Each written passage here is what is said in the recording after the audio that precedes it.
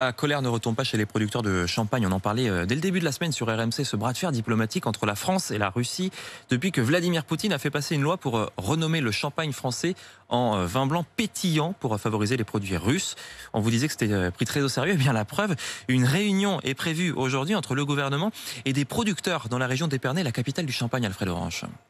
Depuis sa vigne, Claude Mondois a dû le voir pour le croire. On a pensé que c'était pas possible, au départ que c'était un canular. Devoir apposer la mention vin pétillant sur ses bouteilles de champagne en partance pour la Russie, c'est tout simplement Inacceptable. et surtout un affront à son histoire. On est vigneron depuis 1735, donc je suis la 9e génération de Mondois à diriger l'exploitation. Et vous pensez bien que tout ça, c'est très intérieur. Car l'indignation a parcouru les vignes et les cépages. Là, les raisins vont bientôt se mettre à se colorer. Le visage de Maxime Toubar, lui, n'a pas attendu et est devenu rouge de colère. C'est du vol. Pour le président du syndicat général des vignerons de la Champagne, cette appropriation du nom par les Russes n'a rien d'anecdotique. Le champagne, c'est aussi une certaine idée de la gastronomie, de la France, du luxe, du savoir-vivre.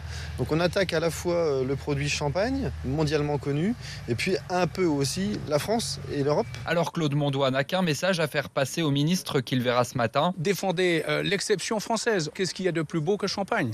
Tout le monde nous l'envie. Alors, gardez-nous-le. Chaque année, 2 millions de bouteilles sont exportées vers la Russie, faisant du pays le 15e plus gros importateur de champagne français.